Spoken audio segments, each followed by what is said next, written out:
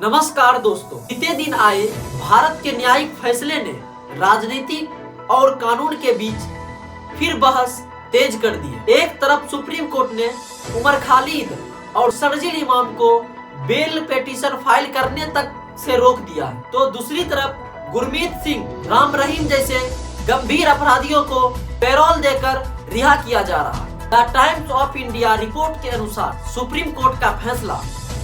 बीते 5 जनवरी को supreme court ने दिल्ली दंगों में आरोपित उमर खालिद और शर्जील इमाम के बेल याचिका को खारिज कर दिया। उत्तरी दिल्ली दंगों से जुड़े गंभीर आरोपों में कोर्ट ने कहा है कि शर्जील इमाम और उमर खालिद अगले 12 महीने तक कोर्ट में अपने बेल पिटीशन फाइल नहीं कर सकते। नव भारत टाइम्स के रिपोर्ट के अनुसार कोर्ट ने स्पष्ट किया है कि इस केस में यूएपीए लागू है। इसी कारण से कोर्ट ने बेल अपील आवेदन पर रोक लगा दिया। द टाइम्स ऑफ इंडिया के रिपोर्ट के अनुसार इसी मामले में कोर्ट ने अन्य 5 आरोपियों को अलग अलग भूमिका मानते हुए कुछ राहत दी है, लेकिन उमर खालिद और शर्जील इमाम के लिए अगले 1 साल तक के लिए बेल फाइल अपील करने से रोक लगा दिया। उमर खालिद का केस। उमर खालिद पूर्व में जेडीयू के छात्र रहे हैं, जिन्हें 2020 के दिल्ली दंगों की बड़ी साजिश में फंसाकर यूएपीए के तहत गिरफ्तार कर लिया गया था।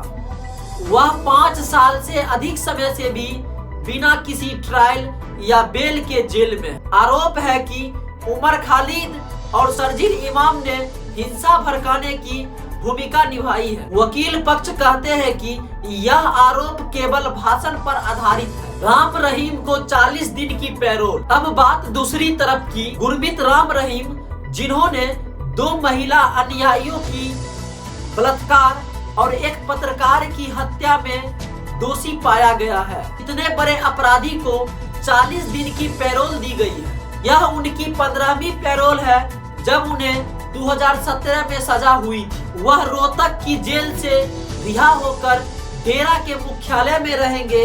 इसकी वजह धार्मिक कार्यक्रम या अन्य बताई गई है। एनडीटीवी इंडिया के रिपोर्ट के अनुसार 2 न्याय की तस्वीर। सवाल क्या है? एक तरफ उमर खालिद जैसे लोग को बेल की अपील तक रोक दी जाती है और दूसरे तरफ गंभीर अपराध करने वाले को बार बार पैरोल दिया जाता है। यह न्याय समान रूप से लागू हो रहा है? क्या कानून की कठोरता और मानवीय पहलुओं के बीच संतुलन है? कमेंट बॉक्स में अपनी राय दें। क्या आप इसे न्याय की समानता मानते हैं, हाँ या नहीं?